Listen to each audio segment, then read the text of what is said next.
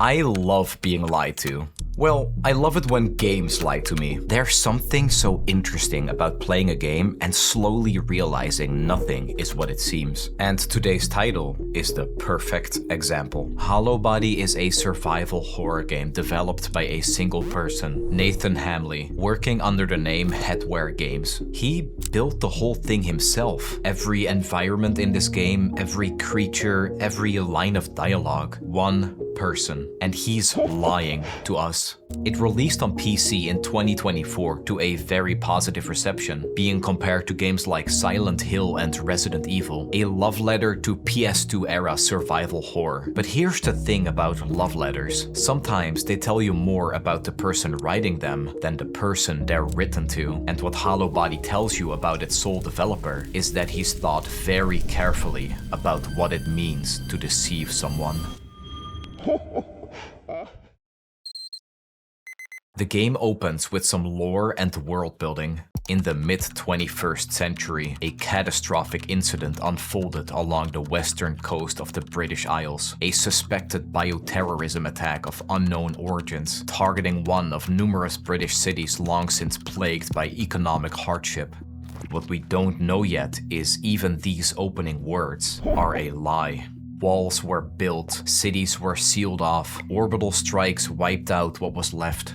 We're 60 years after that now, and we're playing as Sasha. She's a researcher, first day on the job, with an activist group working just outside the exclusion zone, trying to figure out what actually happened here. Her colleague asks her why she joined an underfunded activist group working outside of a doomed city. Sasha's answer makes it personal.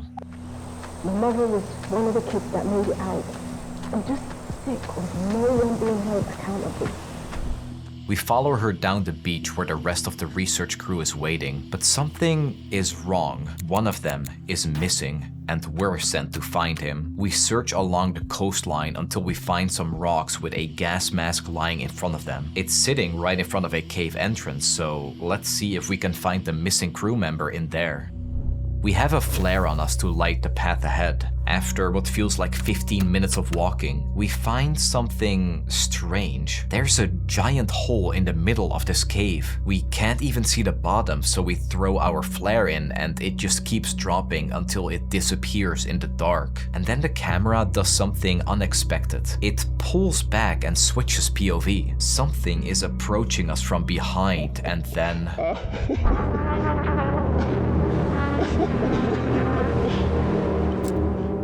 This is another lie. We're looking at a futuristic cityscape and we take control of a character named Mica. And as it turns out, Sasha hasn't been seen in 12 days. She wasn't Hollowbody's protagonist. She's the mission.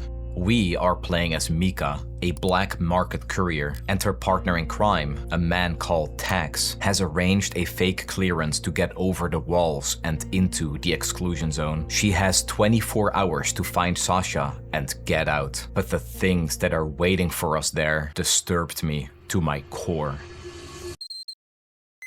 We're in a flying car driving towards the place where Sasha went missing. The car navigation warns us about severe weather conditions, but Mica chooses to ignore it. And not even 5 seconds later, the car shuts down and crashes into the exclusion zone.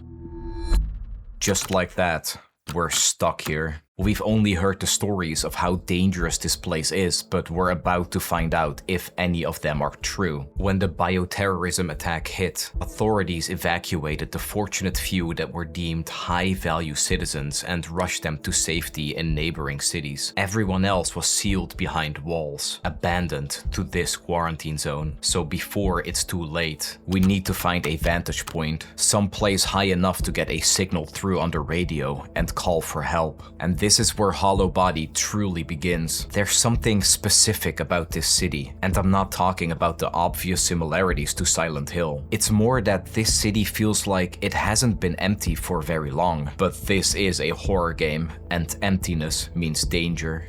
In an old ambulance, we find a healing item, another signal in horror games that usually means something is about to happen that will require, well, healing.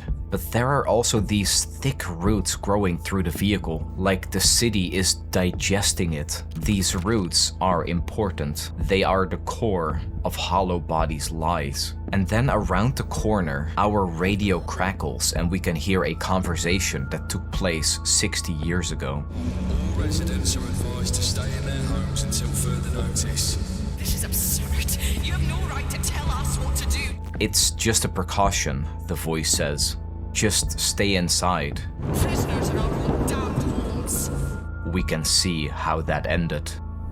We're walking through these abandoned streets. There's an old industrial mech that collapsed into a residential building, an abandoned playground. More of the roots completely cover the side of a building, sealing the doors. This apartment block looks tall enough to get a signal on the radio, so let's see if there's another way inside. On the other side of the building, there's a container we can push and an open window. Simple enough.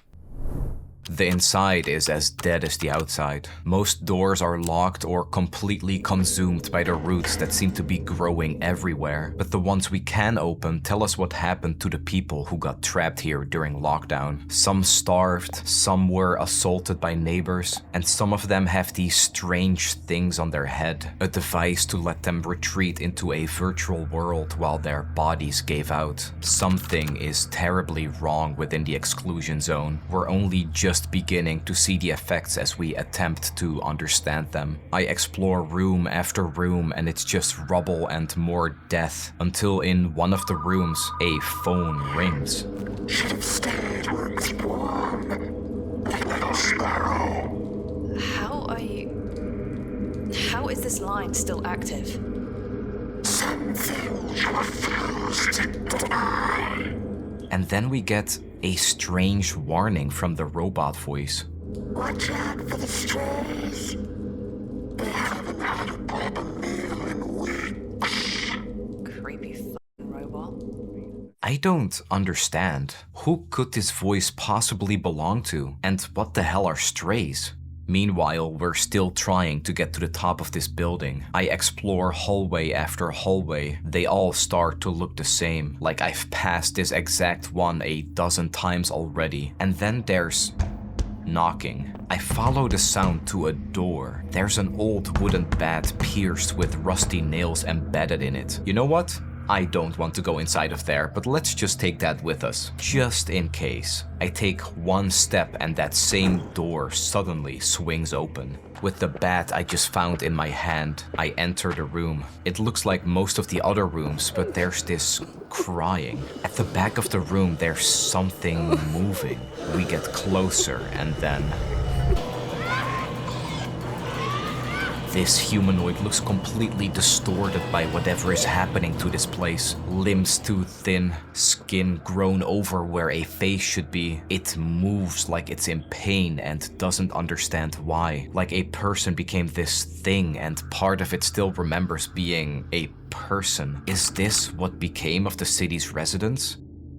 We fight our way through the building. The sound these creatures make and the way they move. 30 minutes into the game and I am already deeply uncomfortable. And that's when another phone rings nearby. Little fledgling, murderer, you have blood on your hands. We killed a creature that used to be a person, and whoever is on the other side of this phone is calling us out for it. We need to move on to get out of here as fast as we can. Every floor of the apartment building feels like a giant maze, but after exploring and getting lost multiple times, we're finally on the roof. This is the most important moment in the game, but not for the reason we might think. There's a man up here. He's malnourished. There's a wound across his face. He's standing near the edge of the building, shifting his weight and looking down. We tell him we're looking for someone, Sasha, and then the radio crackles. We can choose to answer it or to ignore it. I decided to answer and it's tags, telling us to head to the City Link subway station. The stranger then tells us we're out of time and he jumps down. Wait, no! Just like that, he's gone. During this entire sequence, Hollowbody keeps alluding to the fact that this man, with how he's standing there, has probably already made up his mind. But what we don't know yet, and what the game doesn't tell us until later, is that this moment is a fork. If we ignored the radio when it came through, he would have stayed. He would have come with us. The entire back half of the game would have felt completely different. But we answered the call, and now he's gone. We're going to keep answering calls, and that's exactly the problem. Back on the streets, and it's still raining. Walking through the city, we can see the utter state of decay this place is left in. We were given a brief glimpse of what the world looks like outside the exclusion zone, how futuristic and breathtaking it is. But here, the streets are overrun with creatures, and more of the roots are spreading. What happened to this place? Why is the rest of the world trying so hard to hide this existence? And how is Hollowbody using this contrast to manipulate the player? We are clearly not alone here, but it feels like we are because we're the only things in the city that can think clearly. And the game keeps reminding us of that by showing us what thinking used to look like in the people who are stuck here. There's a presence here that hollowed them out. Their minds and bodies are stripped of humanity, leaving only empty shells animated by something. Bodies without substance. Hollow bodies. The park leads us into a house across the street. It looks like every other broken down place in this zone, but... well, at least it's dry in here. There's a camcorder hooked up to a TV that plays a strange video with weird sounds. And then...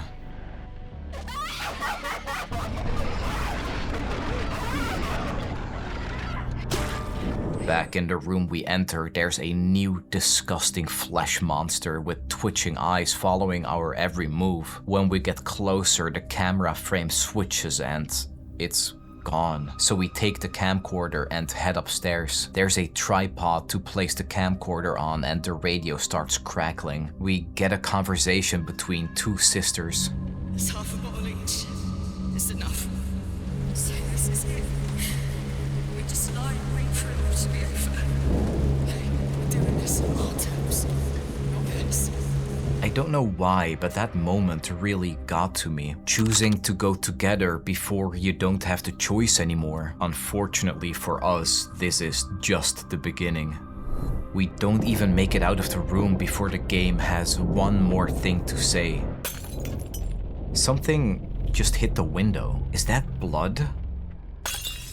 A bird bursts through the window. We watch as life slowly fades from it. Nothing seems to come from this moment. It's just a random jump scare, right? In the next house, it smells like something is burning. Turns out it's coming from a bathtub with a live current running through it. Whatever was happening in this city, the residents decided they weren't going to let it finish them. Outside, we keep walking until we reach a graveyard with a church at the end of it. This looks like the place where some of the local residents fled to for sanctuary. Their bodies are still sitting in the pews covered in dirty white sheets. There's a small puzzle here, and when we solve it, a hidden door to the crypt opens. I expected the game to spend more time here. We're in a horror game. We just walked through a graveyard into a church, and now we're in a crypt. But Hollowbody barely lingers. It's just a corridor to the next place, because the sewers are where it wants us. And this is where everything gets even more disturbing.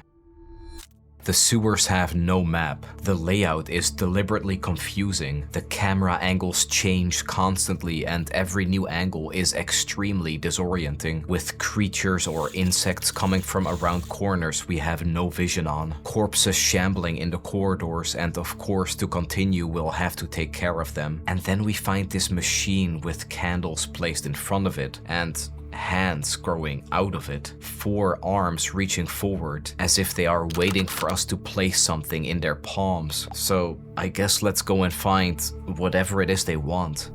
Back to the sewers as the most impossible and disorienting labyrinth. We fight through more creatures until we eventually find a corridor that looks different. Branches are growing here with candles on the floor, and at the center, a pulsating heart. Even with the low-resolution PS2 style graphics, it looks genuinely disturbing. We need to collect 4 hearts in total, and once we have all of the disgusting pulsating organs, we go back to the hands and place them there. The machine accepts all 4. Something shifts in the walls around us, and just like that, when we go outside, a way out appears. The sewers gave us exactly what we needed, right when we needed it. We just had to feed it something first.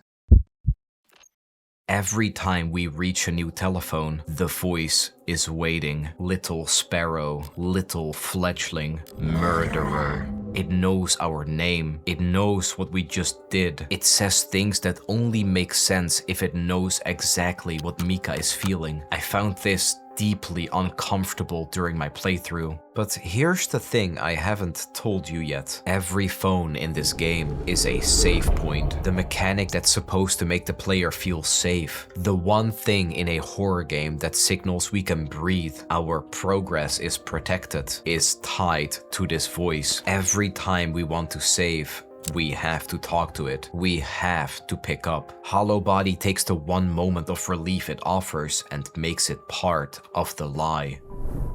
The streets between locations are empty. That lived-in hollowness that I described earlier, it's incredible for building the atmosphere. We're navigating a graveyard of everyday life, dealing with the things that were once residents. Nature has already begun aggressively reclaiming the asphalt with more bizarre, unnatural flora through the cracks in the pavement. This entire time, I just keep thinking, what would this all look like if we had saved the man on the roof? I can't give it too much thought because we're already at the area Tax told us about on the radio, the subway station. The inside is dark. The power is completely dead. We only have our flashlight to cut through some of the darkness. We can hear the creatures move in the distance. If we want to make it through and figure out why we're sent here, we need to find the station's maintenance room. We jump onto the tracks, find a rusty fuse box, slip in a fuse, and the lights come on. Now we can see what we were walking past in the dark. However, to get to the lower platforms, the system demands a physical transit ticket. So to get this straight, the world here has ended. Monsters are hunting us in the dark, and somehow we're forced to scavenge through filthy restrooms to find some loose coins. Once we find that on a corpse stuck in a toilet, we feed it to the automated kiosk and it prints a one-way train ticket. We enter it into the machine and the gate opens with a beep, granting us deeper passage into the earth. We walk through the train tracks and here the roots are everywhere, covering the walls, growing through the structure, pulsing faintly in the dark. Those same roots we've been seeing since the ambulance at the very start. And then there's a deep hole that swallowed the rail line. What is this place? Exactly what I was about to ask. The tunnel below is made of the same material as the roots, bodies pressed into the walls, but also lights, cables, and equipment. Researchers were here before us, trying to understand what this is. We find one of them stuck and decomposed in the wall, holding a detonator. Suddenly, the camera cuts to a view from behind Mica, and there... we get chased through the tunnels for what feels like hours until finally some explosives are stuck to the wall. We wait for the monster to get close.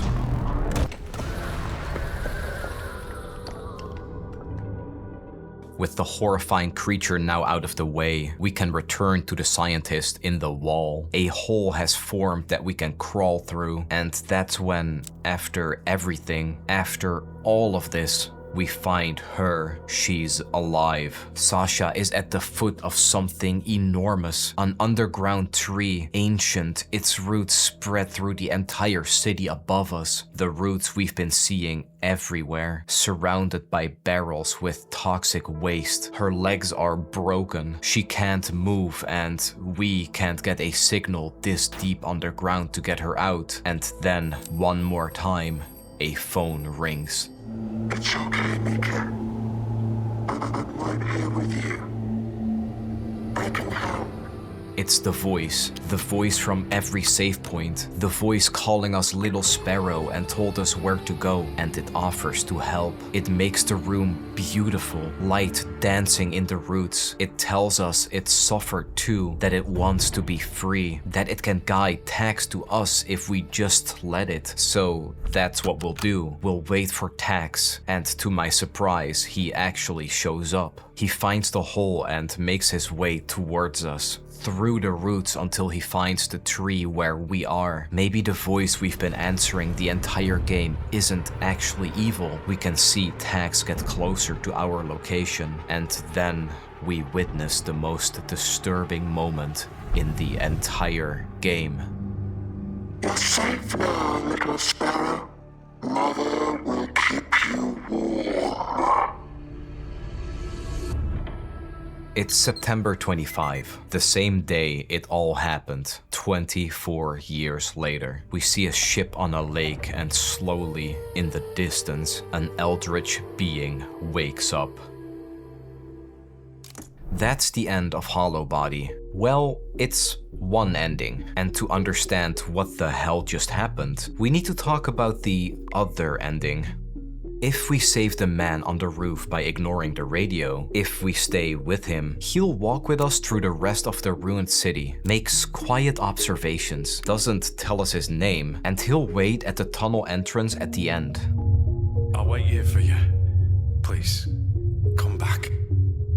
In this version, Tax and the man pull Mica away from the tree before the connection forms. Mica wakes up 2 days later in an undisclosed location, chained to a table, surrounded by people with pixelated faces who tell her they've been monitoring her for some time. Here's the thing, this ending doesn't answer more questions than the first ending. It actually raises even more. But it's the ending where Mica survives. The first ending where we answer the radio shows us what happens 24 years later, something enormous rising from the city, the tree finally breaking free. We let it there. We followed every phone and radio call. We went exactly where Mother told us to go. We followed every single lie. Now there's a way to get actual answers, and it takes real work, but it's worth it to get the full story. So here we go. It all begins with a corporation hungry for power.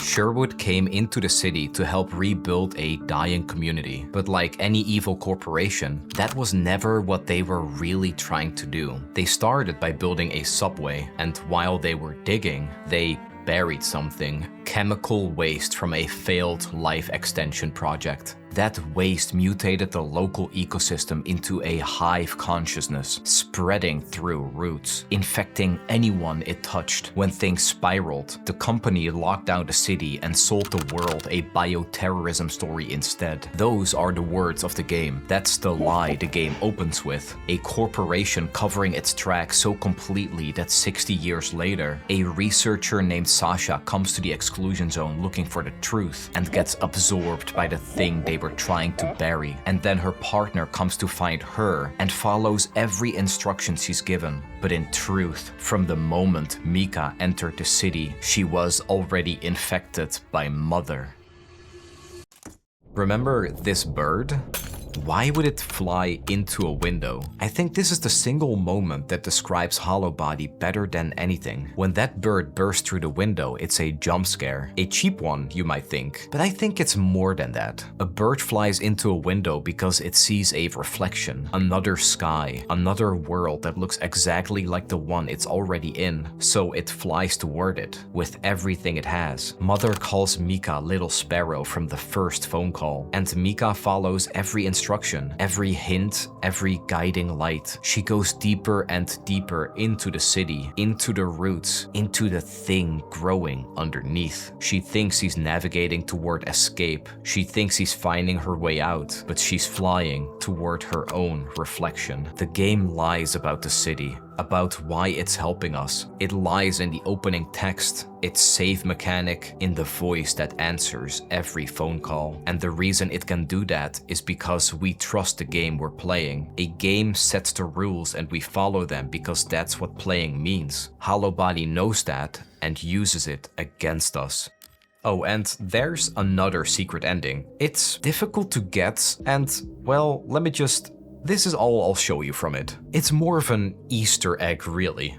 Hollowbody is a game that lies to the player, and I just love being lied to. If you enjoyed this video, you're going to love my shorts channel and the video YouTube is recommending on screen right now. Subscribe and I'll see you in the next video.